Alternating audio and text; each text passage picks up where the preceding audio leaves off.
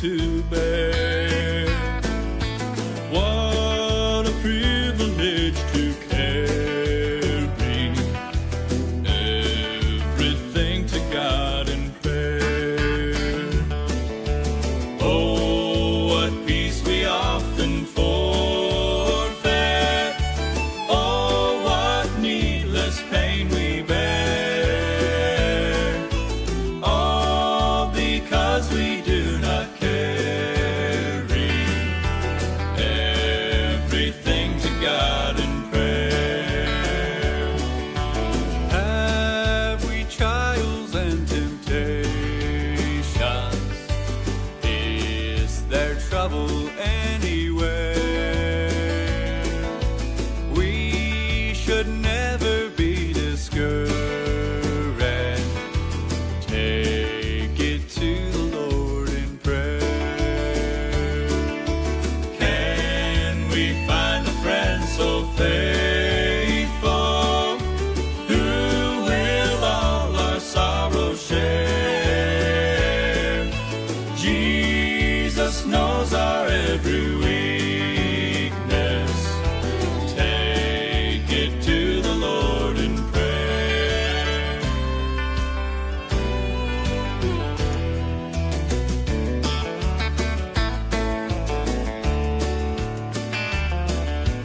Are we weak and heavy laden, cumbered with a load of care?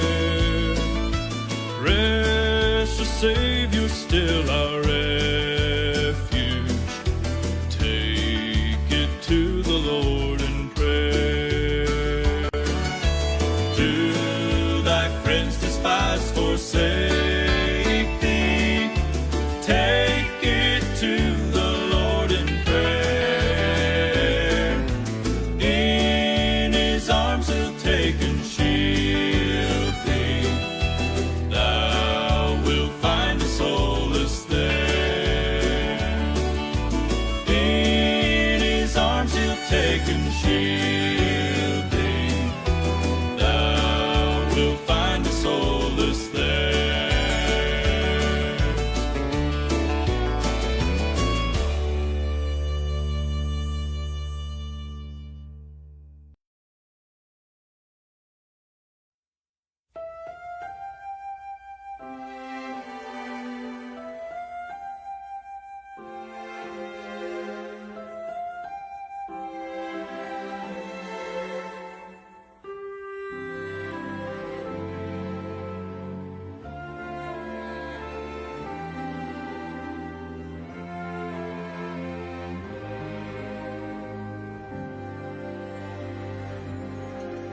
I don't understand how a God so divine could lower himself to a life such as mine and consider me worth every minute of time to rescue a sinner like me. When I think of my Savior alone on the cross, I know without him that my soul would be lost if he had not been willing to suffer the cost to rescue a sinner like me. To rescue a sinner like me, Lord, to rescue a sinner like me. He abandoned his throne And his kingdom above to rescue a sinner like me.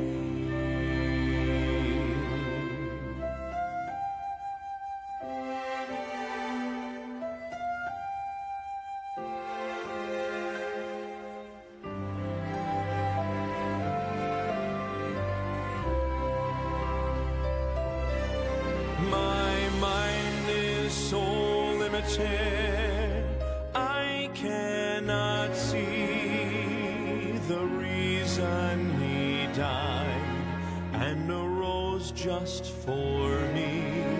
So unworthy was I, yet he came willingly to rescue a sinner like me. To rescue a sinner like me, Lord, to rescue a sinner like me. He abandoned his throne And his kingdom above to rescue a sinner like me. To rescue a sinner as worthless as I, and give me a reason to sing. It's so hard to believe. but it happened to me. Hallelujah to Jesus, my King, my King.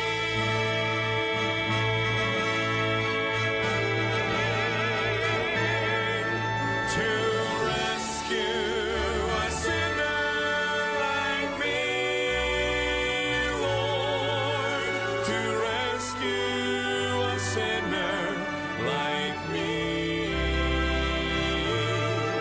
He abandoned his throne And his kingdom above to rescue a sinner like me.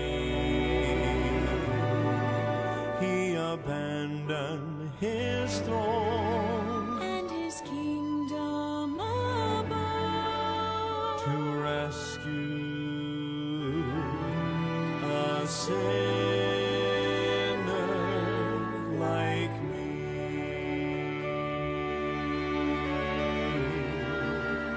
A sinner like me.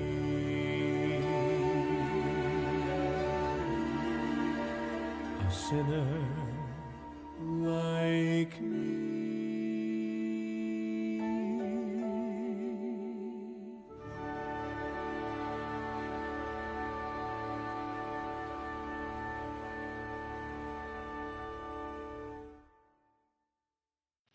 Yes, blessed morning to each everyone. Good morning and praise God for another episode here in Newman every morning, developing a strong faith to God. At ako po'y nagpapasalamat sa Panginoon na tayo po'y binigyan ng bagong umaga muli. And again, Brother Ren, we talk about developing a strong faith to God, because if we are maturing in the Lord, if we are growing up in the Lord, the faith that you had this morning, all to be stronger than the faith that you had when you first believed. Ang ating pananampalataya ay lumalago po at patuloy na pinalalago ng ating Diyos. Kaya magpatuloy tayo mga kapatid, At yan po ang pinakamagandang mangyari po sa bagong umagang pinagkaloob sa atin ng Diyos. Huwag po nasasana nating sayangin yung umagang binigay sa atin ng Diyos, kundi ito po ay maging oportunidad natin upang mas makita natin ang Panginoong Jesucristo sa buhay natin. I encourage everyone that instead of complacent and complaining attitude, why not this morning, let's have a sense of gratitude, because this is the opportunity today to see Jesus Christ in our lives. I hope we're excited, and good morning to our brothers and sisters. Let's greet everyone here, Batiin muna natin. Good morning, Brother Jobs. Good morning to my lovely wife. Good morning, Brother Mac. Good morning all the way there in Perth. Good morning, Sister Bona. Good morning there. And I see you there. And good morning, Brother Russell, Tatay Gerardo, Nanay Amelia. Good morning. Brother Gerald, blessed good morning to you. And Sister Clarice, blessed good morning. All the way there in PMG, and all our brothers and sisters there. And also Filipino hardworking mechanic there, and all the rest of your staff there. Good morning. Good morning, Brother Janber. And good morning, Nanay Helen. Oh, of course, Brother Paulo, good morning. Magandang umaga po. Amen. So magandang umaga din po sa bawat isa. And I really praise God that we develop our strong faith to God. And that's the reason, brethren. And I thank God that every time we experience down times and trials. Let me ask you this morning, and I'm gonna give you encouragement this morning that that's opportunity to see that Jesus is real in your life. Alrighty, so I hope we're ready, and I encourage everyone to keep on tuning. And I really praise God that we have a great time yesterday, and I believe God gave us another great time this morning. All right, let's read our Bible first, and then we will pray. Okay. In First Kings chapter number 10, okay, like what we talked about yesterday, it's about Queen Sheba, Solomon, before she ever met him. And brethren, his life spoke before his lip deeds. So what does it mean? Our great testimony. People watch your life more than they listen to your words. Let us read our Bible in 1 Kings chapter number 10, in verse number 1. And when the queen of Sheba heard of the fame of Solomon concerning the name of the Lord, she came to probe him with hard question. And in verse number 2, the Bible says, and she came to Jerusalem with a very great train with camels, that bare spies and very much gold and precious stones. And when she was come to Solomon, she communed with him all that was in her heart. Verse 3, the Bible says, and Solomon told her all her question. There was not anything hid from the king which he told her not.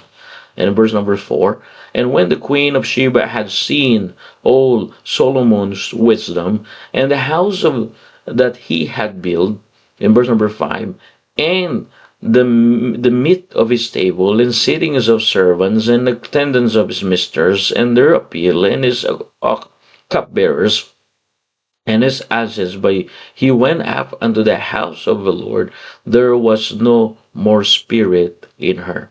All right, verse 6, and she said to the king, it was true report that I heard in my own land on thy acts and of thy wisdom. What you understand this morning, okay, like what we talk about this week, our testimony, when the world sees the wisdom and the godliness in our life, no, the word sees our testimony as a godly. The word sees the wisdom of God in our life. So that's our topic this week, and I pray that the Lord will speak to our heart this morning. Let us pray first. Heavenly Father, thank you for this morning. Thank you for giving us some wisdom and understanding this morning. I pray, Father, speak to your people. Because if you don't speak to our people, if you don't just speak to our people, oh God, your people, we just good for nothing. We need your food. We need our spiritual food this morning. Because the most valuable thing is our spiritual life. We're not just physical being, we have spirit being. And we need your words this morning. Speak to our brethren. And if ever someone will hear your gospel from this program, I pray, Lord, that save their soul. I pray, Lord, that lead them. And I pray, Lord, comfort them and heal them, not only physically, but spiritually. Thank you, O God, for this morning. And any sins that you see in our heart that displease you, forgive us, Lord. And we promise we'll bring back the glory, O God, for thou art worthy to receive. Salamat, Panginoon, sa inyong pangunguna ngayong umaga. Palain niyo po ang inyong mga anak. Ito po ang aming dalangin sa pangalan ni Jesus. Amen and amen. All right, thank you very much, church. And I want you to understand this morning, again, 1 Kings chapter number 10 record one of the most famous visits in the Bible, because the queen of Sheba traveled a great distance to see Solomon. For one reason, brethren, because she had heard, reports about Solomon. She had received a godly testimony. And brethren, it is important this morning to check our godly testimony. But when she arrived, the Bible says she discovered that the reality was even greater than what she had heard. That's why, verse number 6, the Bible says, and she said to the king, all right, she said to the king, it was true report that I heard in my own land, and on thy wisdom.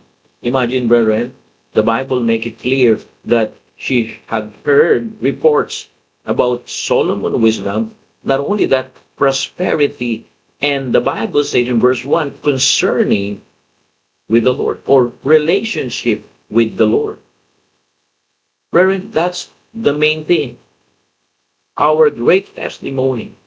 When the world sees God's wisdom in our life, when the world sees or people see our godly example.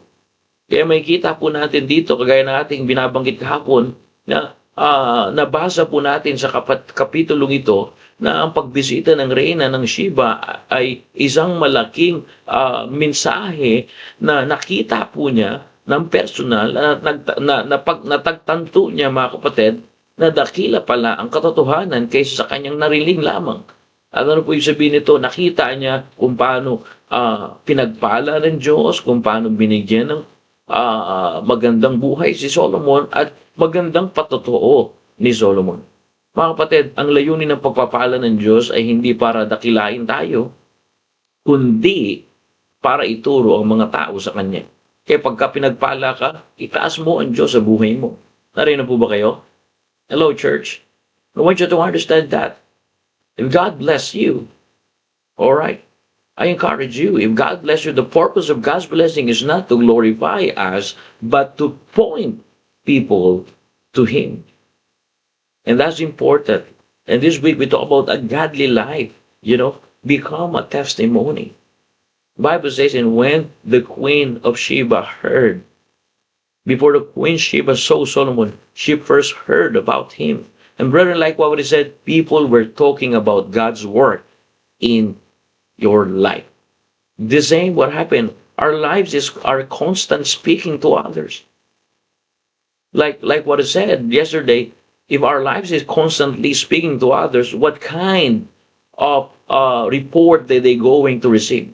Brethren, whether we realize or not, people are watching our Christian lives. Tatandaan natin, pinagmamasdan ng mundo, pinagmamasdan ng tao kung ano ang namumuhay, kung paano tayo namumuhay bilang Christian.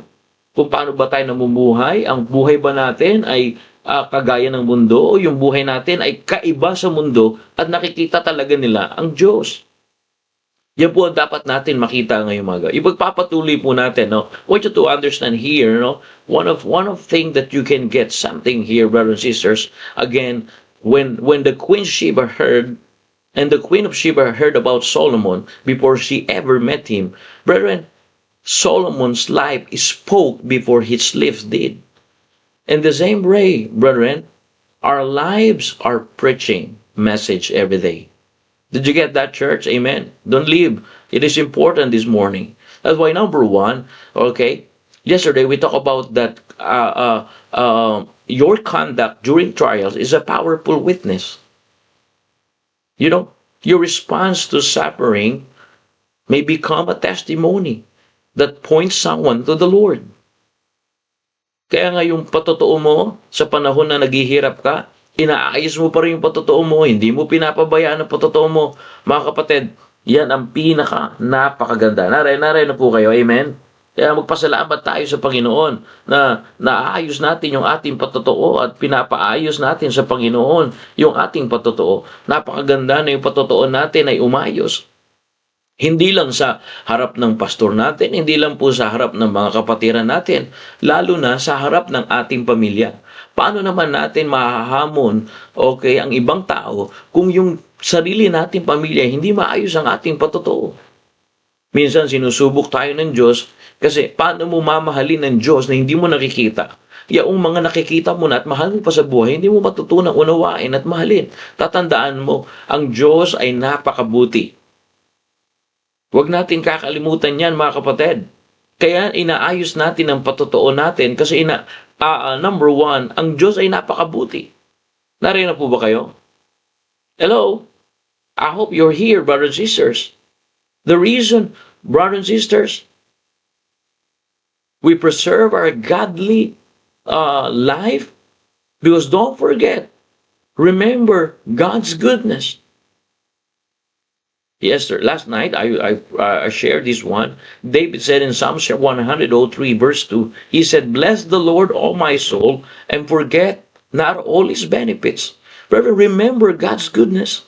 The reason I want to preserve my godly life, because of God's goodness. Don't forget, remember where God brought you from. Remember, God answers your prayer. Remember, God's provide and protect you and heal you. And brothers and sisters, it is important this morning. The reason we preserve, brothers and sisters, our godly testimony, because of God's goodness in your life. Alalahanin mo kung saan ka hinango ng Diyos. Alalahanin mo kung saan ka binango ng Diyos. Mga kapatid, kaya pinepreserba natin ang ating magandang testimony, hindi lang para tayo ay makilala, kundi makilala ang Diyos kung paano po siya napakabuti sa bawat isa. Mga kapatid, tatandaan natin na kung wala ang Diyos, wala tayo ngayon. At tatandaan natin, yan po yung bunga ng kabutihan ng Diyos. At ngayon, sabi ni David said in his book of Psalms chapter 103, "Bless the Lord, O my soul, and forget not all his benefits." What does it mean? David tells himself not to forget God's goodness. Brethren, one of the danger of success in comfort is forgetfulness. When people forget God's goodness, gratitude disappears. That's why early in the morning, the reason I praise God, the reason I have a good spirit, the reason, I continue to love the Lord, I'm so in love to the Lord, because, brethren, I don't forget God's goodness in my life. Brethren, when you remember what God brought you from, I believe you don't forget God's goodness.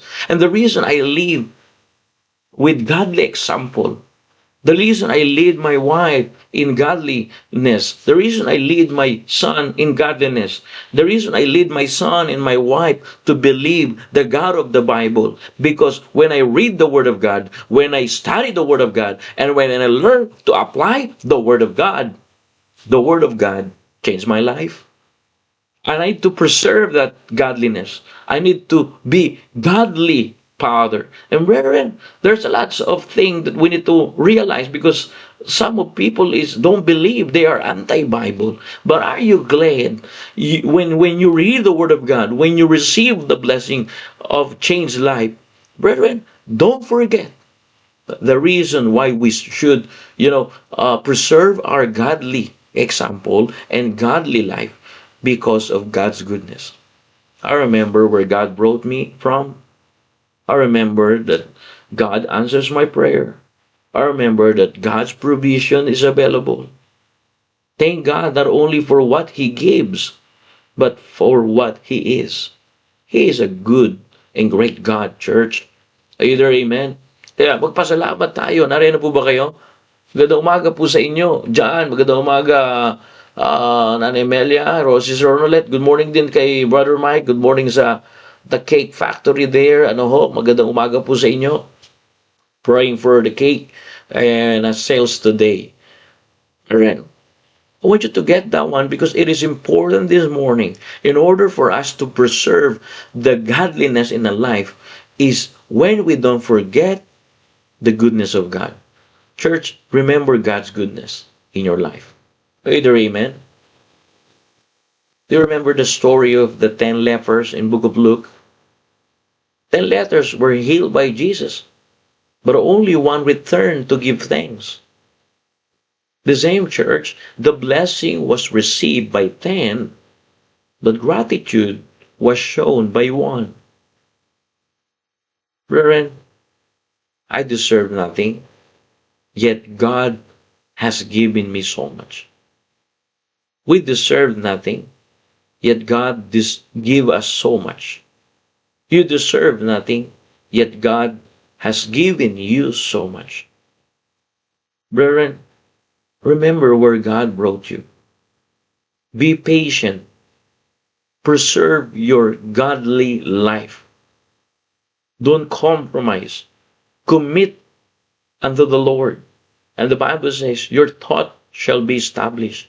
When Queen Sheba heard, brothers and sisters, and she said in verse number 6, she said to the king, it was true report. When Queen Sheba realized that how God is good in the life of Solomon. In church, it is important this morning that remember where God brought you. Amen. And let's thank God this morning. Amen. Not only what He gives, brethren, but for who He is. Whew. I praise God this morning. I praise God this morning. He is good God. Remember God's goodness, church. It is so encouraging to live a godly life because I know where God brought me from. And brethren, every time I remember where God brought me from, oh hallelujah, I remember His goodness. In church, don't forget how God is good and His goodness to your life. That's why we deserve nothing, yet God has given us so much. That's why, be humble. Magpakumbaba tayo. Hello, magpakumbaba tayo. Alalahanin ang mga pagpapala ng bagong buhay. Alalahanin ang mga sinagot na panalangin. Hindi man mabilis na sinagot ng panalangin. Tatandaan natin, sumasagot ang Diyos sa panalangin. Alalahanin kung saan kahinango ng Diyos. At mga kapatid, magpasalamat, hindi lamang sa mga tinanggap, kundi sa Diyos mismo, kung ano po siya, kung sino po siya. Napakabuti ng Diyos sa buhay mo. Gusto ko lang ipaalala sa iyo, kapatid.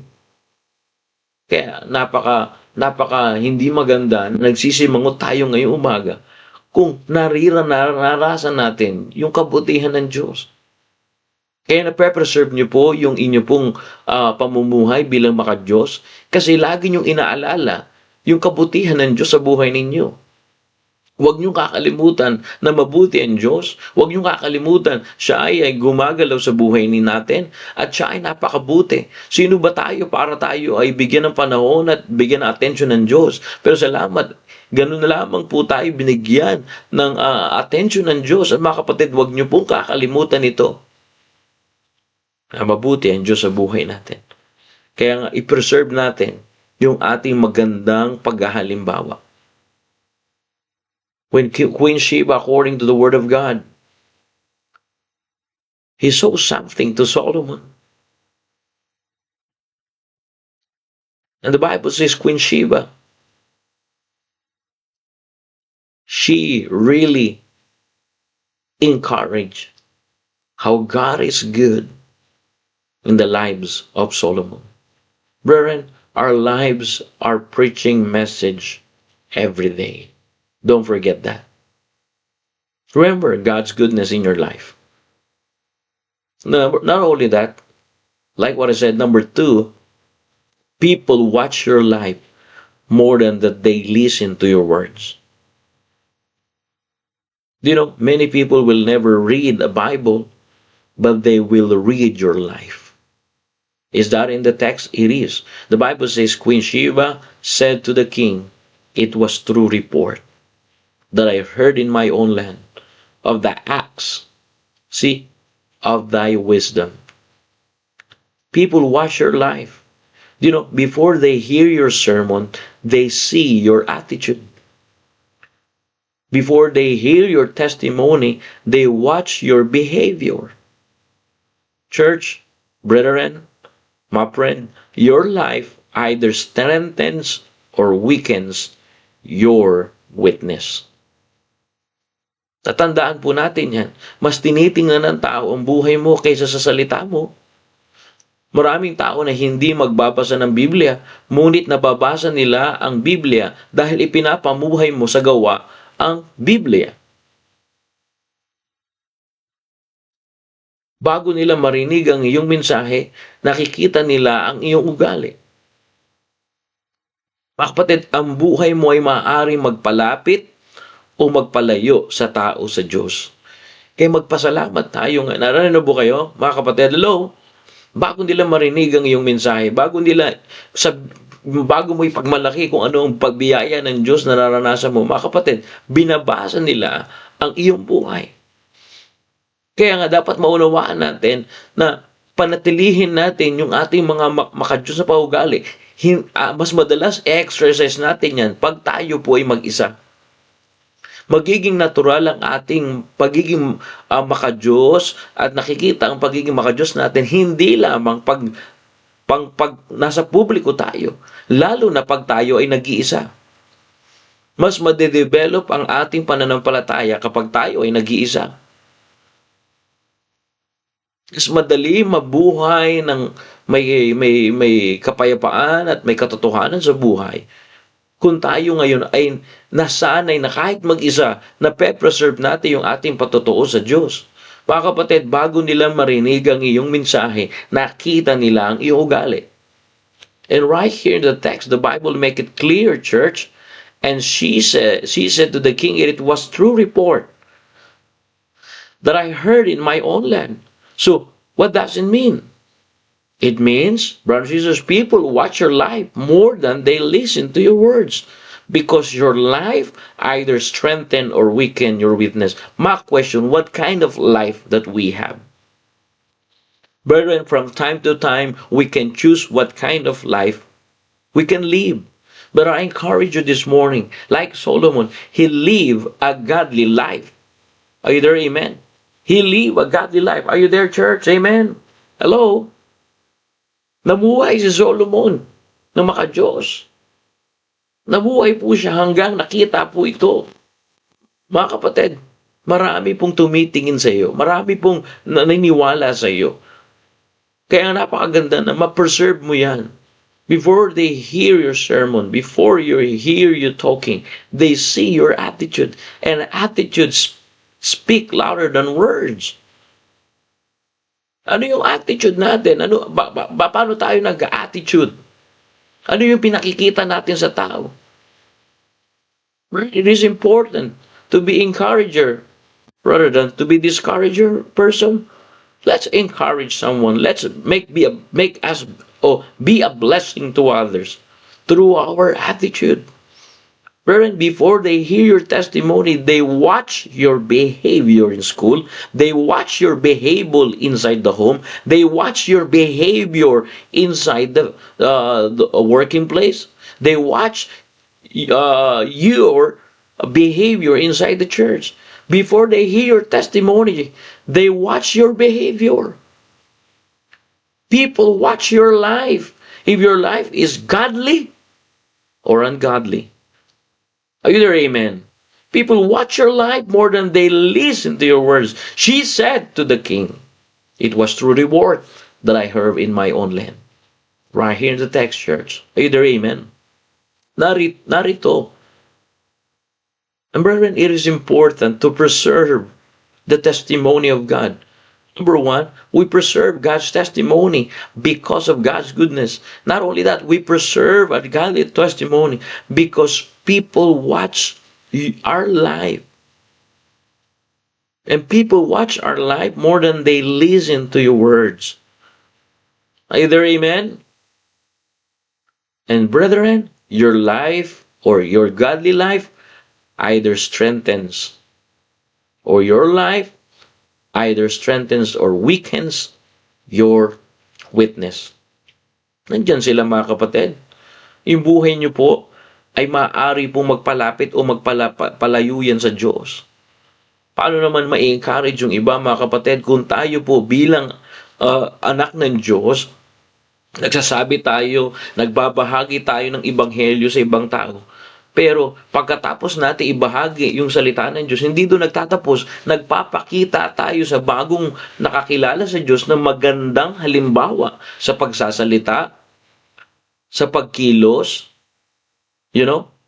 At kung nagkakamali ka, pinakikita mo na madali kang humingi ng kapatawaran, humingi ng tawad, humingi ng pasensya, lalo na sa Diyos, dahil pinatawad na tayo lahat ng Diyos. At natututo tayo magpatawad, natututo tayo magsisi ng ating pagkakamali. Mabilis tayo at yun ang magandang halimbawa sa mga nakakakita. Nung ako'y nagkamali, nakakahiyaman, pero publikong kung sinabi na huwag niyo akong gagayahin, mali ang aking ginawa. Pero yun ang pinakamagandang hamon na pine-preserve natin yung ating pamumuhay bilang maka-Diyos. Kaya mahirap na pagkatapos mo masyarin yung isang tao ng salita ng Diyos, iiwanan mo na. Hindi pa po. Magpapatuloy yon, magpapakita ka na maging magandang patotoo. Napakita ni Solomon yung magandang patotoo sa queen, yung reyna ng Sheba.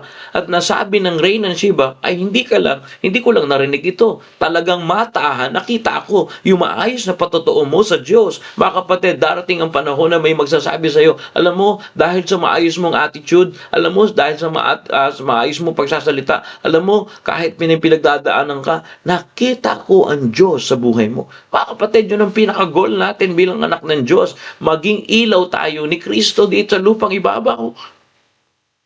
The goal of a Christian testimony is not look at me, but the goal is look at what God can do in person's life.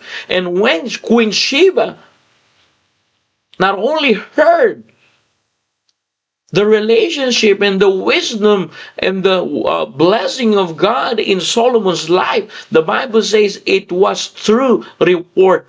And brethren, the goal of our Christian and godly life or Christian testimony this morning is not look at me, but the goal is look at what God can do in a person's life.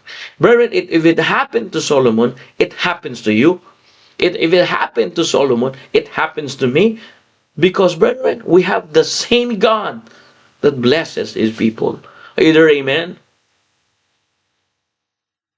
That's the reason, brethren, after we share the gospel, we continue to show to others how God is good in our lives, how so gracious, and how He is so merciful in our life.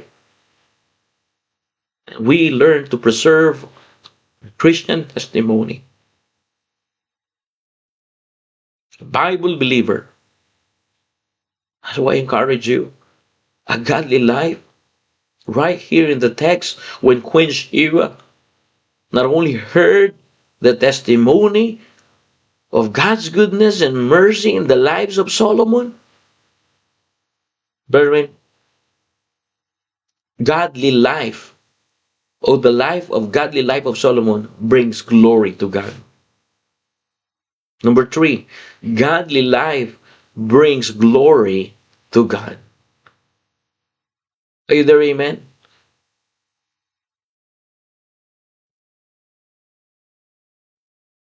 Preserve our godly testimony so that people see God's goodness. Preserve our godly testimony because people watching you.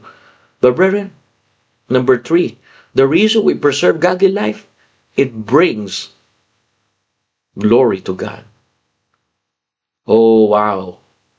I want this, church, that every members of our church here in Newman and Perth, the goal is to live a godly life.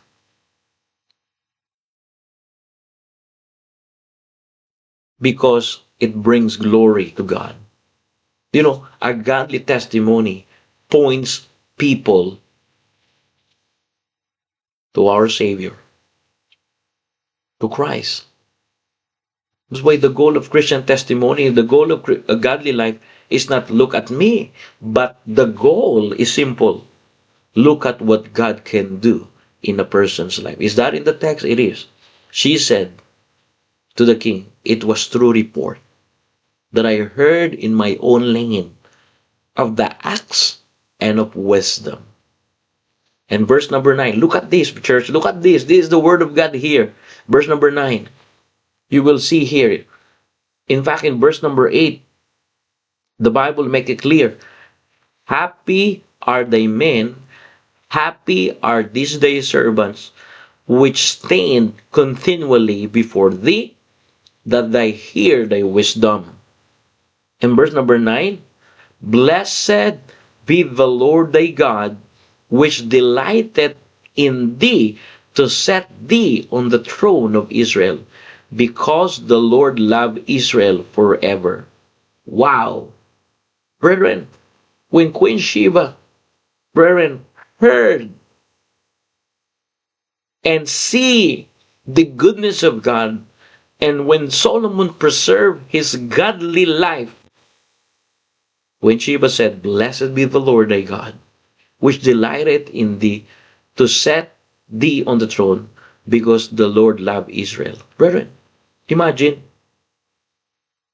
Solomon said, all right, my godly life is not look at me, Queen Sheba. But Solomon says, my godly life, look at what God can do in a person's life. And look at the response of Queen. The Queen said, blessed be the Lord. And he said, happy of your people. Happy are thy people. Happy thy servants. Brethren, listen to this. This is the great things that we can learn from this. Do you know, a godly life brings glory to God. And every time you live a godly life, everybody's happy. Brethren, how about your company when you live a godly life and when God's glory is manifest in your company? Every employee in your company will be happy. In your working place, if you live a godly life, even you are not the boss, even you're not supervisors or foreman there, if you live a godly life and your life always bring glory to God, the Bible will make it clear, happy thy men and are thy wisdom, which stand continually before thee. When Sheba said, the reason they are happy, the reason they are blessed, because someone live a life in a way that glorify God. Are you there, amen? Mga kapatid, yan po ang pinakamagandang, ang layunin ng ating patotoo ay walhatiin ng Diyos. Ang layunin hindi para sabihin sa tao na napakagaling ko, Kristiyano. No! Kundi napakabuti ng Diyos na nagbabago sa aking buhay. Ayan po nakita ng reyna. Nakita ng reyna kay Solomon, natutuwa yung mga tao dahil magandang pinakikita ni Solomon. Masaya kasamahin si Solomon kasi namumuhay siya na wala siyang kagalit sa kapwa. Nakita ng mga taong ito, I believe, na marunong magpatawad si Solomon. Nakita ng mga taong ito na si Solomon ay matulungin. At nakita ng reyna ng Sheba na itong mga tao ay natutuwa kay Solomon dahil nagpapatuloy si Solomon, sabi ng salita ng Diyos dito sa verse number 8, no, nagpapatuloy si Solomon sa pagpapambuhay niya ng makadiyos. Mga kapatid, huwag kang hihinto sa pinapamuhay mo. At huwag mo lang ipapakita yung pagpapamuhay mo ng makadiyos nang ikaw ay nasa labas ng iyong bahay. Mas ipakita mo to sa iyong pamilya because ang iyong pamilya ang una mong mini-ministry. Brethren, happy thy men. Queen Sheba said, these families in your land is happy. The servants that you have stand before you because they are happy. And Queen Sheba said, blessed be the Lord, thy God, because the Lord loved Israel. And then when Queen Sheba not only heard and see the relationship, the wisdom of Solomon that comes from God, brethren, what does it mean? The goal of a Christian testimony, are you there, amen? It's not look at me, I'm a good Christian. No. The goal is look at what God can do in a person's life. That's the purpose of Christian testimony. That's the purpose why we need to live a godly life. That's the reason, brethren, that a godly testimony points people to Christ. Imagine, Solomon, his godly testimony points Queen Sheba to bless the Lord. Is that in the text? It is. Blessed be the Lord thy God.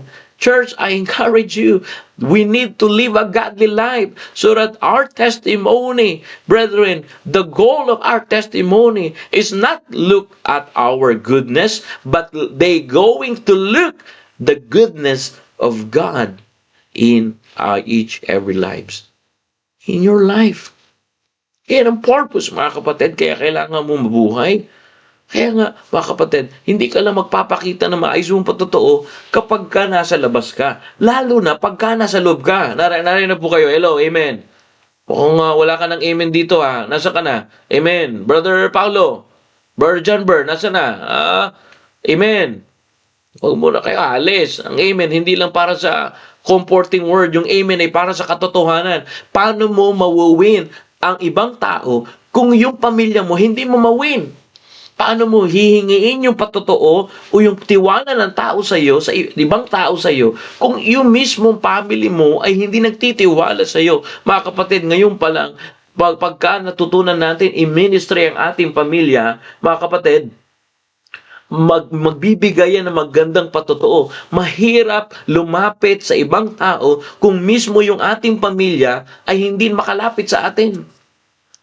Mga kapatid, i-treat natin ng maayos ang ating mga magulang. Hindi sila perpekto. Pero isang bagay lang na dapat ipaalala, mahirap magsabi na mahal natin ang Diyos, i-honor natin ang Diyos. Yung mismong pamilya natin ay hindi natin na-honor. Mga kapatid, mahaba ang pasensya ng Diyos sa atin. Bakit umikli ang pasensya natin? Nasira yung ating pagiging maka-Diyos dahil hindi na natin naipakita yung pagmamahal at pasensya at pangunawa ng Diyos. Kaya mga kapatid, maganda na manalangin tayo nang maroon tayong mahabang pasensya, malalim at dakilang pangunawa. Unawain natin yung tao. Kaya paano ko sasabihin, mga kapatid, na mahal ko ang church kung hindi ko naman matutunan mahalin yung aking mga magulang? Kung hindi ko matutunan mahalin yung aking asawa at ako'y taksil sa aking asawa. Kapatid, yung patotoo mo, ingatan mo yan. Brothers and sisters, a godly life, number 3, preserve your godly life because godly life brings glory to God. And the goal of our godly testimony points people to the Lord. How in the world? How they believe. The God is great. The God that we serve is great. The God that we serve is merciful. If our goal as a Christian is look at me. No. Do not discipline others and tell to others, look at me. This is the way you need to do. No. You're wrong. That's ignorance. That's not biblical. Huwag mo sasabihin sa tao, gayahin mo kasi ako, tingnan mo kasi ako yung Kristiyanong maayos. Hindi ganyan ang tunay at biblical na maka-Diyos. Ang gagawin natin, mga kapatid, tingnan natin yung salita ng Diyos. Tingnan natin ang Diyos. Hindi yung, porket ikaw ang okay, sasabihin mo, gayahin mo kasing ginagawa ko. Mali. Kaya tayo nang kukundina ng iba, kasi yun ang ating paraan ng pagpapamuhay na maka-Diyos. Tinan mo ako, nagpapalda ako. Ikaw, ibang sinusot mo, pag nasa beach ka, kita luklukan ni ano. O, di ba? Dapat hindi ganyan, dapat ganito. Hindi nga ganun. By the way, this coming Saturday, my wife will teach you about ladies' ethics. This coming Saturday. Don't condemn, because God never condemns us. The Bible says there is no condemnation which are in Christ Jesus. See, no condemnation. God not came to this world not to condemn the world, but to save the world. So, brethren, if you say that you are godly and you say that you live in a way that pleases the Lord, Brethren, the right principles and the right doctrines that we have as a Christian is not look at me. The goal of a Christian testimony is not look at me. But the goal is look at what God can do in a person's life. Brethren, if you want to please the Lord, win your family first. Ingatan mo ang patotoo mo sa asawa mo. Ingatan mo ang patotoo mo sa anak mo. Ingatan ang ating patotoo. Brethren, preserve your testimony to your family. Preserve your testimony to your spouse. Preserve your testimony to your wife. Preserve your testimony to your husband. Preserve your testimony to your community. Because a godly testimony, let me tell you this, points to the Lord and Savior Jesus Christ. Because the truth of the matter, church, people watch your life more than they listen to your words. Are you there, amen? Meron pa ba akong kausap dito? Mukhang ayaw nyo na yata nito. Mas nakikita nila yung magandang testimony mo. Mas nararamdaman nila yung Diyos sa puso mo kung nakikita yan sa maayos mong patotoo. Alam niyo po ba, dito sa ating simbahan, mas nararamdaman ko yung Diyos sa buhay niyo. Kaya hamon ako na pagka ako'y naglilingkod, mga kapatid, sa totoo lang, na-encourage ako sa ating church, dito sa Newman at dyan sa Perth, pag tayo ay nagpapakita ng maka-Diyos na pamumuhay. Masarap mag-fellowship sa loob ng simbahan na nakikita ang Diyos sa buhay natin. Hindi po ba? Amen? Masarap na makipag-usap sa isang tao na kinikilala niya ang Diyos. Masarap kumausap sa isang brother na kinikilala ang Diyos. Masarap kinakausap ang sister na kinikilala ang Diyos. Yung baga, ang laging naririnig natin sa isang tao ay galing sa puso niya. Tandaan natin, nung tinanggap po si Kristo, nasa puso mo na po siya. So dapat namumunga at namumulak-walak yung ating puso sa pagtanggap natin sa Panginoon. Kaya nung tinanggap mo ang Panginoong Hesus, masarap ka magsalita, nakaka-encourage ka magsalita. Although, hindi natin tinotolerate ang tao, pero hindi rin natin kinukundina ang tao. Many people will never read the Bible, but they will read your life. My question this morning, how's your Christian testimony as a Bible believer? How's your godly testimony in your working place, in our community, Filipino community, Australian community, New Zealander community, Martu community, African unity, New Zealander, any community. Because, to be honest with you, they will never read the Bible, but they will read your life. Before I preach a sermon, they gonna read my attitude first. Before I preach and bring my testimony, they watch first my behavior. Brethren, it is important this morning to preserve our testimony. How we preserve that? We preserve that because of God's goodness. And every time you remember God's goodness, you will remember where God brought you from. Dati ka rin namang magkasalanan. Hindi ka rin naman din maayos. Bakit hindi ka marunong magpatawad ng isang makasalanan? Ngayong umaga, pwede mong sabihin sa nakasakit sa iyo o yung nasaktan mo, Brad, patawarin mo ko. Sister, patawarin mo ko. Para mag-glorify natin ang Diyos, hingi ako sa iyo ng tawad.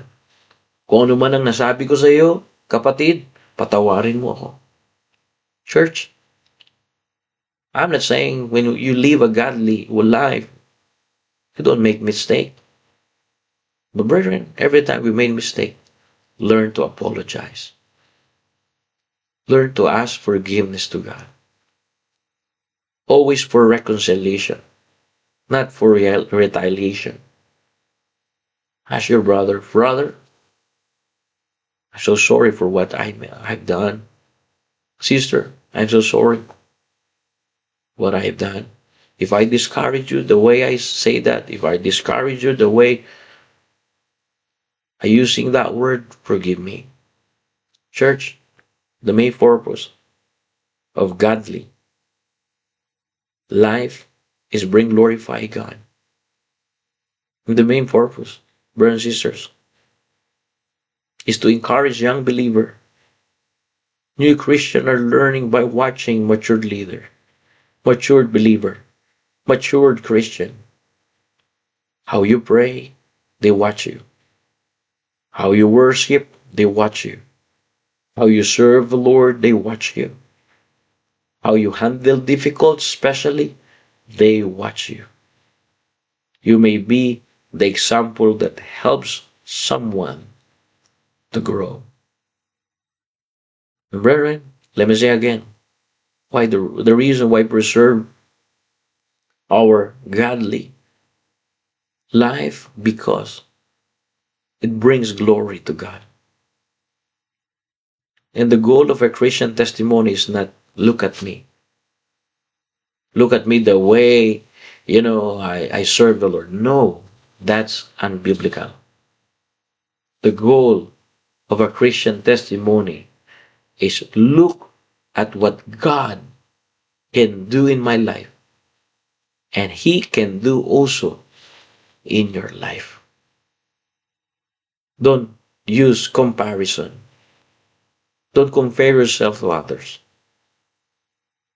When you want to encourage someone to serve the Lord, when you want to encourage someone to change his life and lifestyle and the way he live, or you encourage a worldly people to become a godly people, the goal of Christian testimony is not look at me. The goal of Christian testimony is look at what God can do in your life. And look what God can do in my life. Brethren, it is important this morning to realize that. Gusto natin sabihin sa tao na ganito kasi yung buhay na maayos. Hindi natin mapipilit ang tao. Pero yung attitude natin, yung pag-uugali natin na makakapaghamon po sa kanila na magsasabing, totoo ang pinaglilingkuran mo. I remember a message here, and he said, you are true men of God. And I said, do you know? Because of God's mercy. Brethren, ang mga tao tumitingin sa iyo bilang halimbawa. Maaaring hindi mo alam, ngunit may mga taong natututo sa iyo. And Queen Sheba said, happy are thy men. Happy are these servants which stand continually thee. Queen Sheba simply saying, they are enjoying your personality. They are blessed in your personality. Solomon. Not only because you have wisdom, but because of your relationship to God. And Queen Sheba said, that's why bless the Lord in your life. Bless the Lord, thy God, which delighted in thee, to set thee in the throne of Israel, because the Lord loved Israel forever. Therefore made he thee king to do judgment and justice. Imagine, when Sheba so encouraged. In church, a godly life brings glorify God. And the goal of our godly life is to bring glory to God. Ang layunin ng patotoo na maka-Diyos ay walhatiin ng Diyos. Ang layunin hindi para sabihin ng tao na napakagaling niyang Kristiyano, napakagaling niyang soul winner, napakagaling niyang preacher, napakagaling niyang membro. No. Ang layunin ng ating magandang patotoo at maka-Diyos na patotoo ay makikita nila kundi napakabuti ng Diyos na nagbabago sa kanyang buhay. Diba, napakaganda magsasabi din sa iyo, napakabuti ng Diyos na nagbabago sa iyong buhay. Lord, your life is a written sermon every day. That's why the question is that it leads people closer to Christ. Araw-araw nagsusulat ka ng sermon sa pamamagitan ng iyong buhay na pagto. Ang katanungan, inilalapit ba ito? Ito ba ay nakakapaglapit ng mga tao kay Kristo? You can answer that. Church, I encourage you this morning, let's preserve our testimony because remember where God brought you. That's the mercy and the goodness of God. And the reason we preserve our testimony, because people watching your life more than that they listen to your words.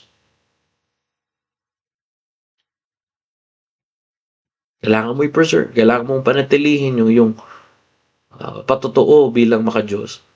Dahil hindi lang sila tumitingin sa buhay mo, kundi binabasa po nila. Hindi naman nila nababasa ang Biblia, pero binabasa nila ang buhay mo.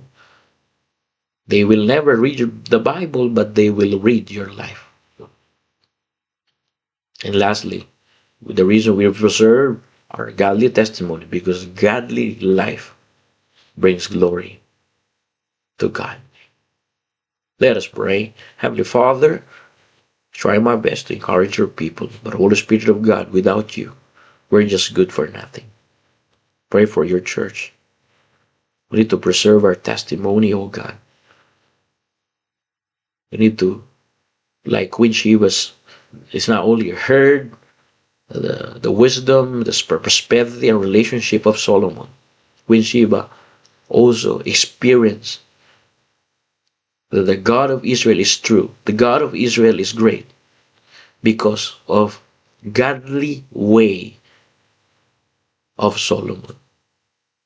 The same, Lord, we need people to see godly way, not only outside in our home, but especially in our home. We need to live a godly life. And when we say godly life, a life that pleasing to you, a life that learn to learn to repent, learn to easy to forgive, quick to repent. A godly life that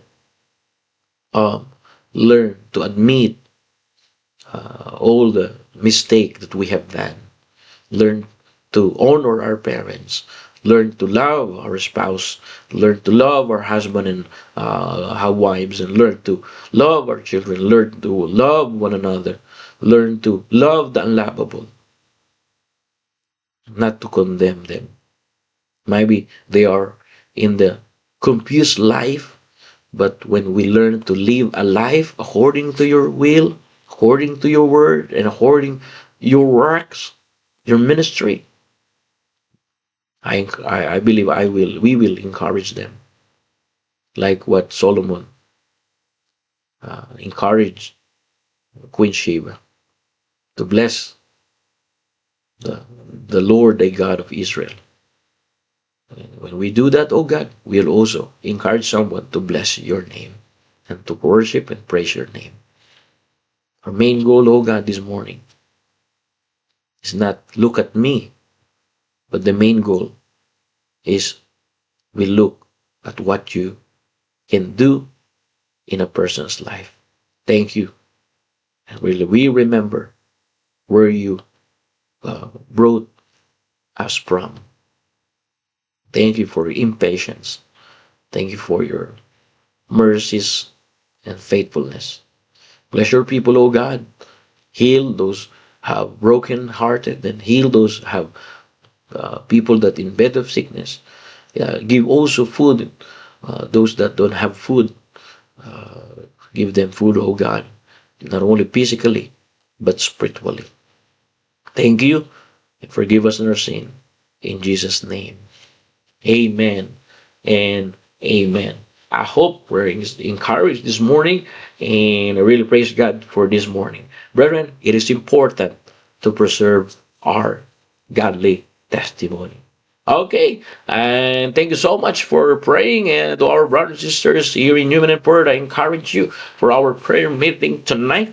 And let us come in the presence of God.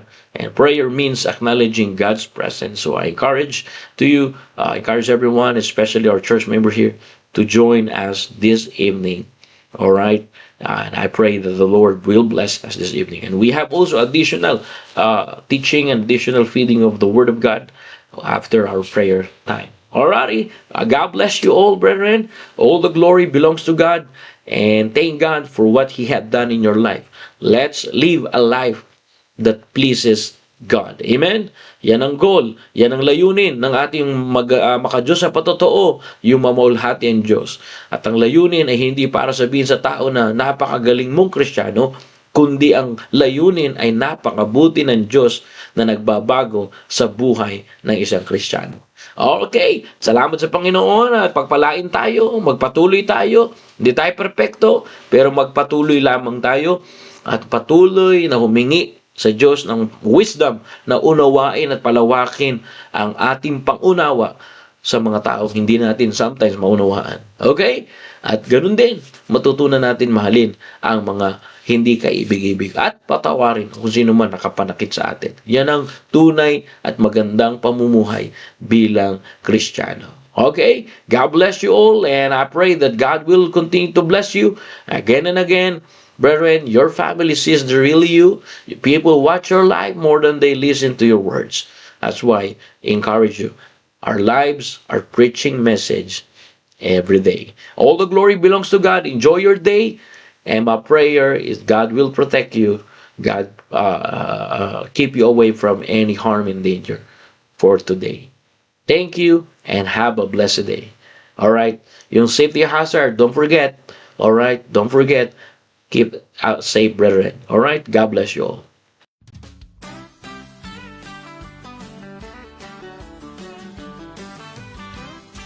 I'm too blessed to be depressed.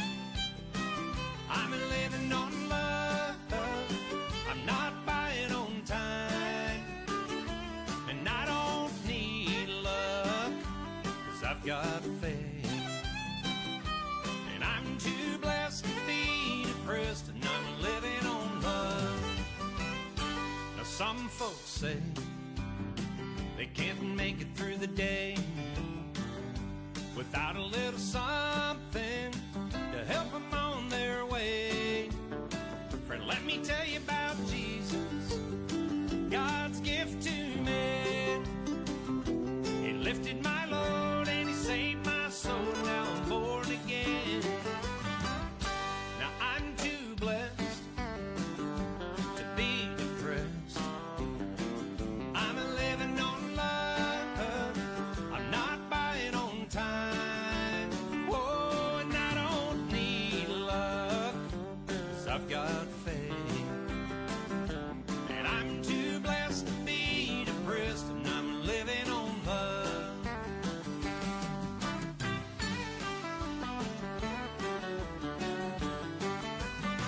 I don't have a lot of money or things to call my own, but I'm laying my treasures in a heavenly home. And you can take away my things that money can buy, but my friend, you see, I would still be the richest man alive, 'cause I'm too blessed to be depressed. I'm living on love. I'm not buying on time. And I don't need luck, 'cause I've got faith.